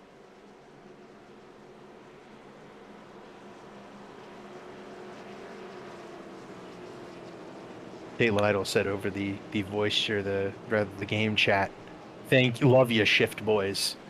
After pitting with them and drafting with them right there, keeping him clear of the incident, Tate will now be restarting second with the chance to win this race and finish in the top 2 again here in the chase. This one might be a little bit more nerve-wracking for him to try to hold on to a top 2 finish than any other race we've had so far. Yeah, it'll also be rather difficult for him because there's a whole lot of Shift cars around him right now, and as much as he was glad that he was drafting with them before, now it's going to be a different ball game. Those guys are going to be going for the win. They need Tate to have a bad result here if they want Nick and Delicato to have a chance at the championship. But I think Tate's going to have plenty of friends. He's a really good drafter. He's shown that he's one of the strongest cars in this race. I think everybody's going to be going for this win, though, and guys like Matthew Bayuk, who haven't won a race all year, Ty McIntosh has not won a race, Garen Turner has not won a race, neither is Isabella. These guys are going to be going for it, and then you've got the guys who were up battling for the lead just a little bit ago. In that first group, they all believe they should be winning this race. They think they've had that track position all race long. They feel entitled. We're going to see 3 wide, maybe some 4 wide, probably a wreck. It's go time.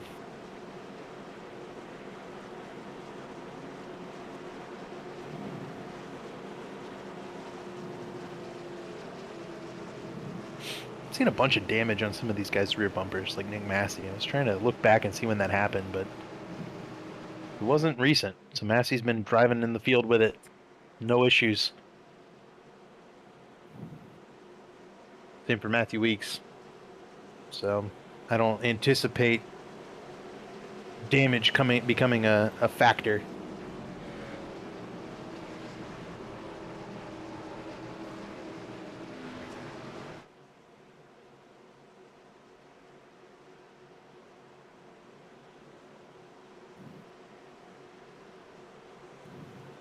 Lights are out on the pace car. I'd watch what Cameron Rich, Johnny Thomas, Gerald Campbell, what those guys can do from 8th, 9th, and 10th.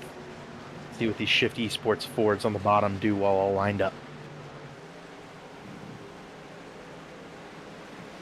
Matthew Bayou goes early. He's got help with it. I don't think it's going to matter. This big pack's going to just swallow him right up. A lot of them getting into single file here. Tate gonna lead the charge behind. Smart thing to do. Not try to get up to speed side by side. Get up to speed single file, then fan out once you get caught up. Isabella, the first one to jump out of line. He's got a huge push from Cameron Rich. And Delicato and Lytle both jump up there to go block it. Yep. So that'll constitute your lanes right there. Delicato trying to hold the top while his teammate Bayou holds the bottom. Problem is that Talladega's 3 lanes wide. There could easily be someone to the outside that is not a shift forward. And that is Isabella for the time being, but Rich is going to push him up there and then let him go. Wow. Masterful move by Cameron Rich. Took advantage of Vincent Isabella's aggressiveness. He knew Isabella would eat that push up, jump to the top. He steps underneath it, keeps that track position. The field swallows Isabella.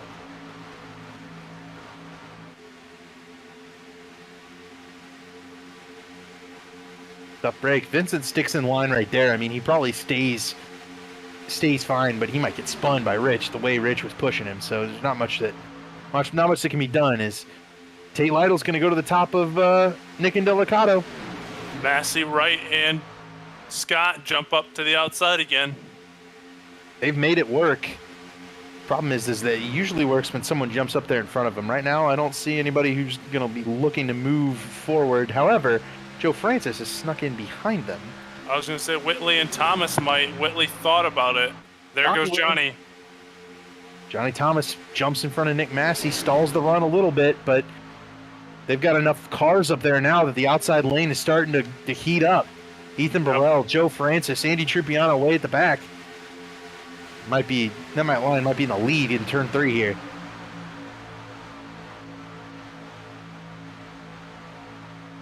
Tate Lytle and Delicato still side by side for the lead. Coming to 7 to go. Johnny working the top of the racetrack, trying to make up ground with that formed up top lane. Right now, though, they're just stalled out right at Mark Whitley here, and Cameron Rich going top. That might be the juice they need. Delicato jumped up in front of Tate. Bayou back to the lead. 7 laps to go.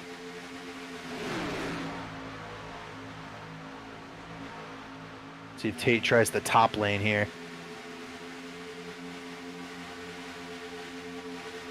It doesn't seem to be working, though. Cameron Rich just is not able to make any ground up. That top lane just does not seem to have the run. Now, when Delicato goes to the bottom in front of his teammate, leaving Tate Lytle the middle all to himself and Cameron Rich up top.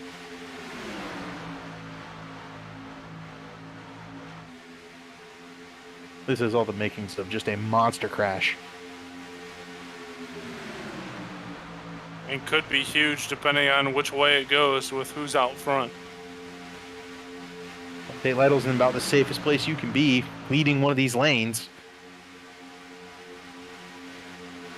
Nowhere for anybody else to go. They just have to rely that line is going to start surging forward and provide them an ability to clear and continue forward as Delicato throws that block, trying to work those lanes. I'll tell you, if that's coming further back, Tate Lytle won't crack the throttle. He'll drive right through Delicato and spin him out. He almost went all the way up the hill into Cameron Rich there, trying to get around Delicato down to the bottom once again, coming to 5 to go. This isn't Delicato's strength, is being able to lead lanes. He's very, very good at it. The problem is now there's 2 lanes to lead instead of just the one that Delicato's won Thursday with at Daytona. He does lead that lap. That would have been a photo finish of 1/100th of a second. At least for the time being right now, and Delicato's only got to worry about one other lane. Rich has not been able to get that top lane to go anywhere. Right, but the problem is Delicato's going to keep doing this. It's going to open the door for something like Mark Whitley making this move to the top lane, and it's also going to open the door for Tate to spin Delicato off the front bumper.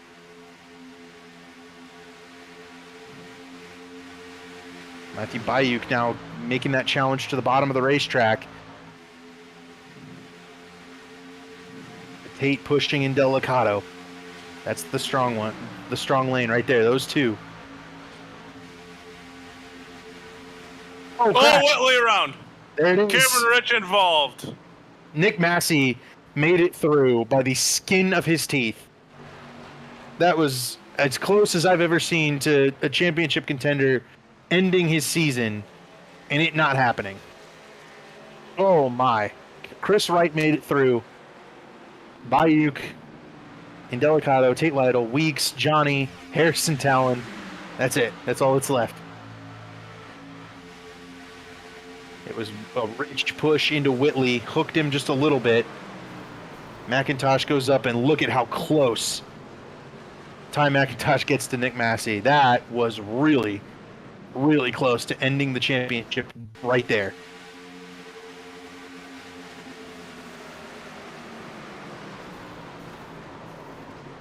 I think McIntosh might have phased through Chris Wright. Kwame Scott's going to get through this. Burrell's going to get through this. I was going to say, I was looking at Scott, and he barely did a pretty good job of avoiding McIntosh on the high side. Yeah, he did. I don't know. I don't even know that Ty McIntosh got all that much damage. It looked like he just kind of slid sideways after getting turned. He somehow didn't end up in the wall. Isabella, my hand's going to go for a wild ride here.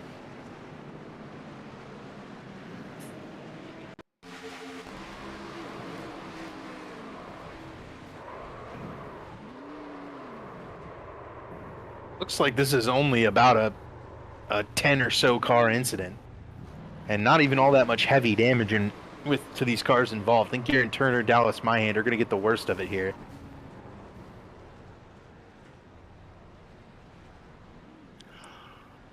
Oof. At the line, at the time of caution, Tate Lytle was the race leader. Delicato second. Weeks third. Bayuk fourth. It'll be a Pro Edge versus Shift battle for the win. Talon got hit in that wreck. He's staying out in fifth. Johnny Thomas is sixth. Garen Turner also got spun in that wreck, but he is staying out in seventh. Rich has damage from the wreck as well. He's staying out in eighth. Then it'll be Massey and Wright who got through somehow. Vincent Isabella's car appears to be pretty heavily damaged. I think he'll end up pitting that one.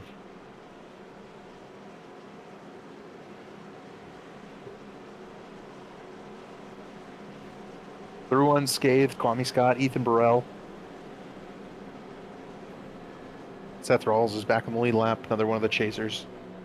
We'll have to see how much damage Cameron Rich has. I envision that 47 car will be bogged down pretty significantly.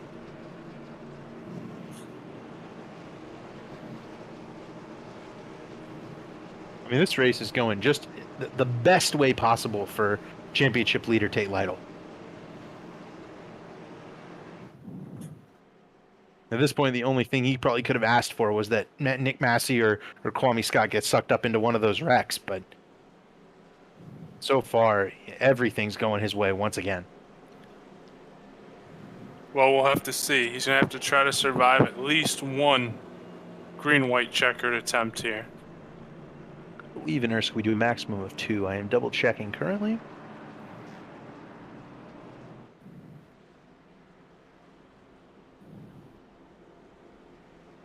I believe so. I don't know if this one going to be in regulation though, or is it be extra time? It's still regulation, but they haven't doubled up yet, so this will trigger the first green white checkered.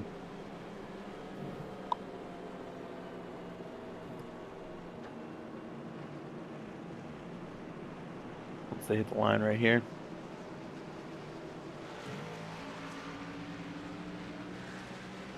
Which puts a cap on how much longer this race will go. It also means that overtime for some of these guys that pitted pretty early on. Wonder if fuel becomes an issue. Yeah, we have 2 green white checkers. And this is 1 lap to go. So Tate chooses his teammate Weeks. Let me tell you why that scares me. Behind Weeks is Harrison Talon. He was involved in the wreck. Behind Talon is Garen Turner. He was involved in the wreck. Behind Turner, Vincent Isabella has stayed out with the damaged 15. So the inside lane is going to be just Matthew Weeks, essentially. Johnny Thomas is behind Matthew Bayuk. The third car on the top there has some help. So while Bayuk may not be keen on pushing Tate Lytle to the win, Johnny Thomas has worked with Tate Lytle plenty of times. I would rather be on the top lane, I think, if I were Tate Lytle here. Try to keep the most cars that I know can help me behind me, keep that momentum up on the outside. Even though my teammate's there, I would rather have the top here, try to split up those shift cars. There goes Isabella to the inside. Yeah, he was always going to pull off, I think, but disappointing result for Isabella. He was strong today, but got caught up in that wreck after Cameron Rich gave him a very nasty little slip top there. That was pretty wild. So now the inside's maybe a little better. I think Tate will be a little more okay. Talon and Turner will be the question here. Same for Cameron Rich on the top lane, but there's 3 guaranteed cars to get up to speed up there, just 1 on the bottom.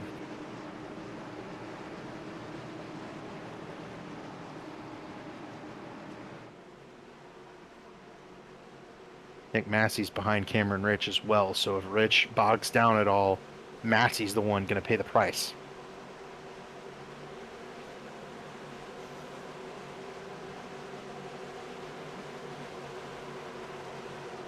Here we go. 2 laps to decide. Harpoon decides 200 at Talladega. Tate Lytle leading him to the green. He waits till the very last second. He goes late. That gives Nick and Delicato enough of an advantage. Garen Turner did not get a restart at all on that bottom line. Yep, that Garen Turner was the one who bogged down, and that's what I was worried about. Nick Massey, though, cuts to the bottom underneath Cameron Rich. He's going to find that Harrison Talon's right there in a bit of a damaged car. So Massey may be cutting back to the top. He does. It's Pro Edge versus Shift, but Shift on the top of the racetrack, they're going to have that advantage. Here goes Wright and Scott to the top side. Can Bayou clear? He will clear Tate Lytle. Now, does Matthew Bayuk stay with his teammate? Or does he poke out for the win here at some point? Here comes Johnny Thomas getting a push by Massey, and he's going to get help from Wright and Scott. Yep, so those Rubbins racing cars getting in behind Johnny Thomas, trying to push him to the win. Here they come. White flag is out. Nick and Delicato in control of this race. How quickly does he get up to block Johnny Thomas? That bottom lane still surging forward thanks to Tate Lytle. There's going to be a big run on the top, though. That momentum's starting to build. You gotta stay together here. Oh, they fanned out. That's going to do it. Yep, Massey goes to the top. That'll hand this race to Nick and Delicato. As long as Matthew Bayuk is not interested in going for this win, Wright's going to try to push Massey to this win, but I don't think there's going to be enough time. Big battle right here. Massey on the top side, Tate Lytle right there, and Kwame trying to sneak to the inside. Back in the back, never mind. Matthew Weeks is going to try to push Tate Lytle. Oh, they're wrecking! Massey, Lytle, into the wall. And Delicato just hung a right and wrecked them all. Nick and Delicato's going to win at Talladega. I don't know about that one. Kwame Scott's going to come through to finish second. How about that? I don't know. I don't know how Tate Lytle's going to feel about that one. That one was certainly a move. He just drove to the right in the tri-oval with 2 lanes above him. No, you know what? He got hooked by Bayuk. So the shift cars wreck each other and take out the 2 championship contenders, and it hands Kwame Scott the points lead.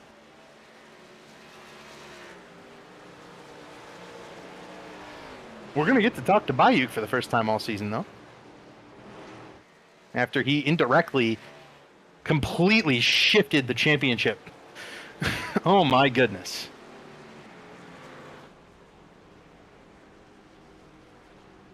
Johnny Thomas going to walk out of here with a 5th place finish.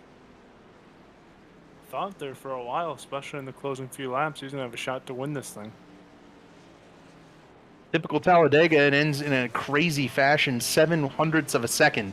The gap between Indelicato and Kwame Scott. And yeah, Indelicato ends up getting hooked right in the perfect place to be able to take out the championship rivals and make a huge dent in the deficit. Taking a look at the rundown here.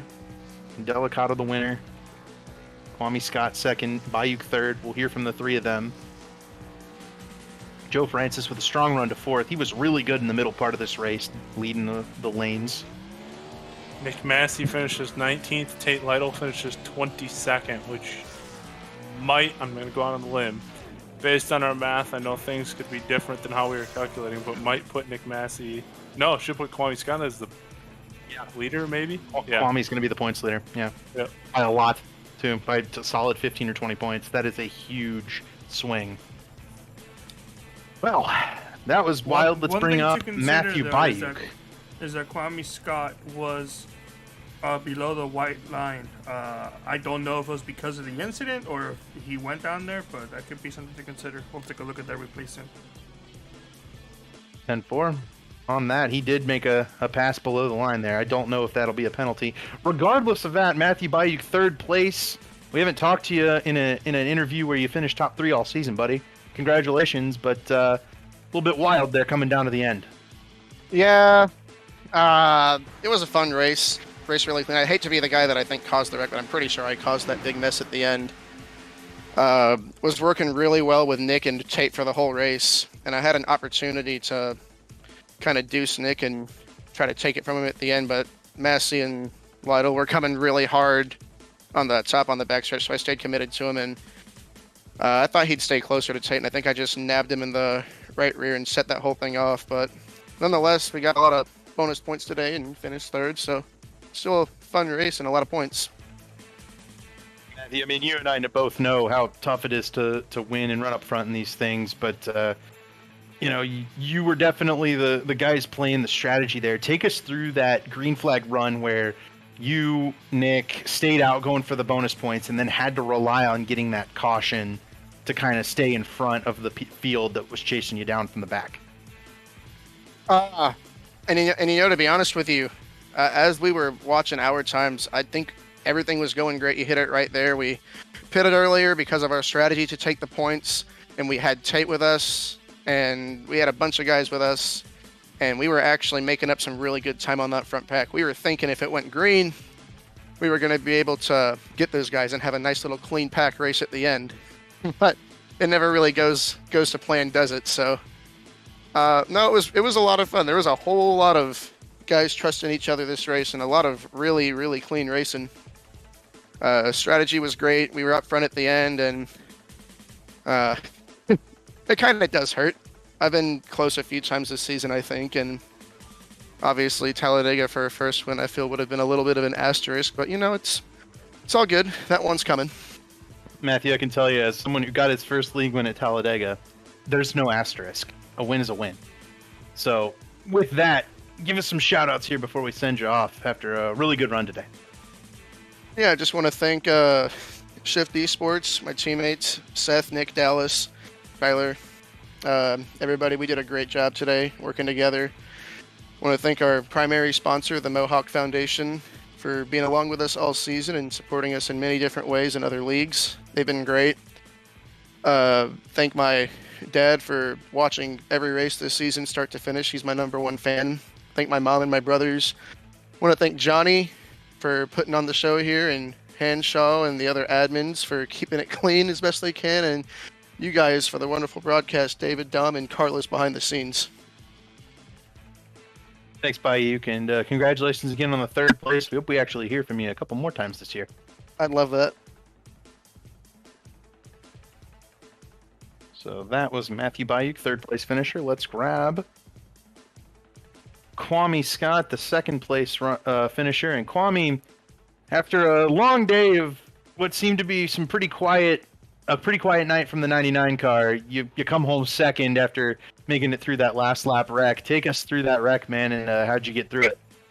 I mean, I had to dodge a few wrecks today. I mean, I dodged like 3 wrecks and somehow ended up clean still. I mean, that last one, I wanted to move up, sliding behind my team, but that door had already closed.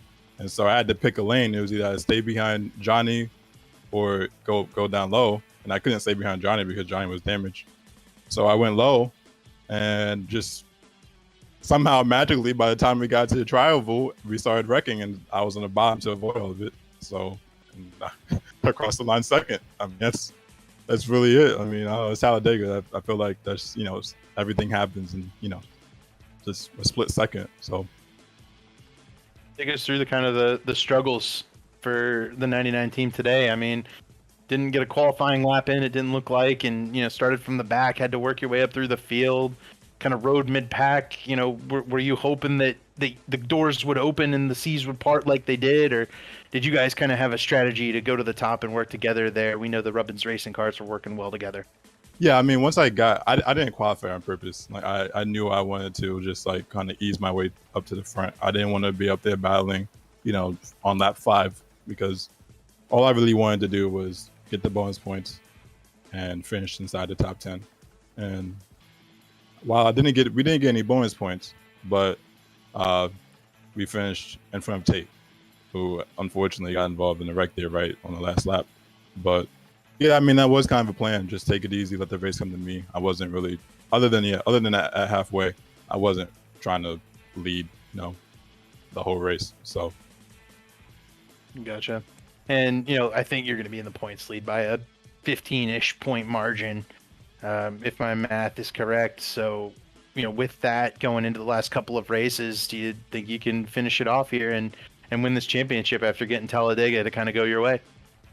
Yeah, I knew Talladega was a race I was really scared about, because this could make or break the championship, which, to be honest, it probably did. But, I mean, still 2 races left. Even with the gap that I have, I still have to, maintain that. So I like the next 2 tracks coming up. I love Richmond, and I love Homestead, and I feel like I'm pretty good at both of those tracks. So I feel pretty confident that I can hold the lead and stay up front and hopefully come out of this thing with a championship. Awesome. Well, give us some shout outs here before we send you off tonight. Definitely big shout out to my team, Weapons Racing Motorsports. Chris, Nick, Josh, everybody that's just been along with me this season. Nexus Esports, just all my friends back at home, anyone watching, so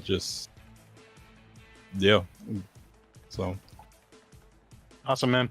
Well, congratulations and good luck, with the last couple of races here in this championship chase. Yep, thank you.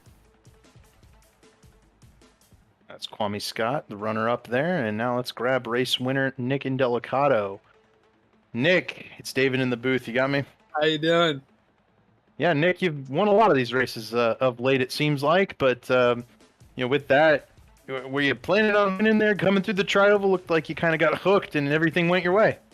Yeah, I mean, I thought I was headed to that outside barrier there in the tri-oval. I cannot state enough how well our team worked together in those final 20 laps. From the pit stop under green all the way to that final corner, I know how badly Matthew wanted that win. He stuck with me there. We had a little hiccup, or else it was going to be a clean finish. And to be honest with you, I think the way the run worked out, It still, it would have been closer, obviously, but I feel like we had the run on the bottom. But yeah, I mean, I 44 points out of the championship. I got the stage win and the race win. There's not much else I can do.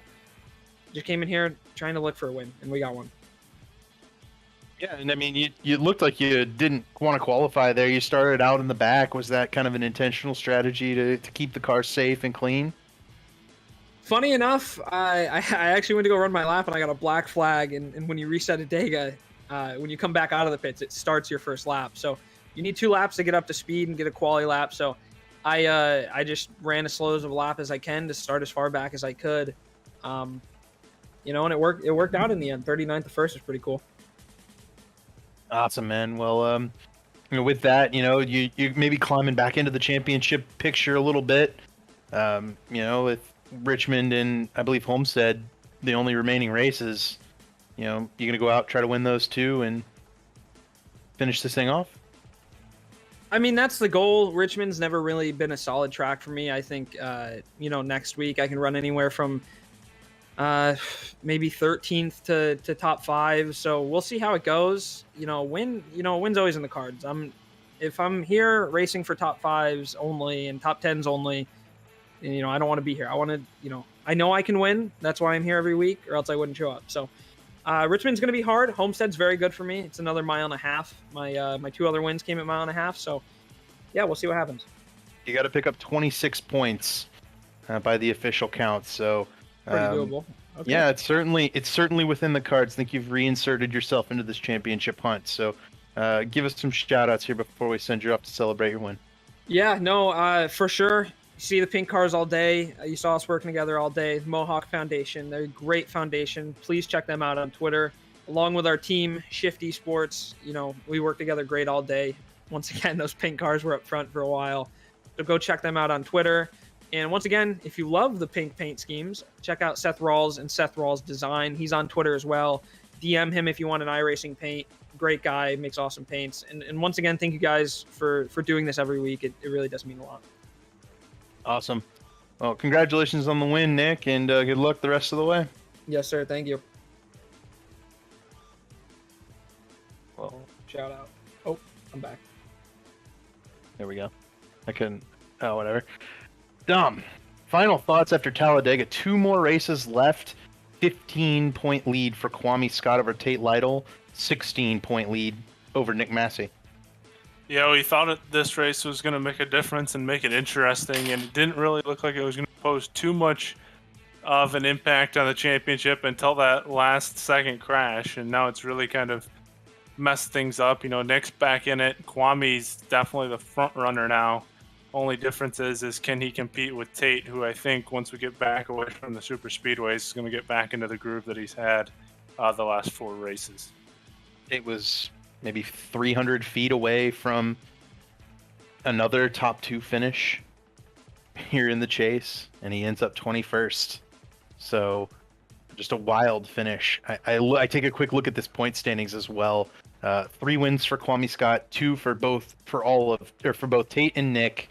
3 wins for Nick and Delicato now on the season, and 3 wins for Cameron Rich. So our top group have been incredibly consistent. All of them have 13 to 11 top 10s.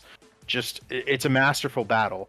It's going to be a bit of a stretch for Cameron Rich to get back in it, though. But next week's a short track. He did note some anger towards Kwame Scott. Anything can happen at a short track. I don't think this thing is over whatsoever. And then you got Tate Lytle, who's been just rock solid since the chase started, and he was poised to have another really good run tonight. I would tune in next week for Richmond. I think it's going to be an incredible race. So for the Harpoon Design 200, for ERSCA and Belly Up Sports 3-Wide TV, this has been ERSCA again. It's for Carlos Acosta, David Westergren, and Dom Santino. We will see you next week at Richmond. Good night.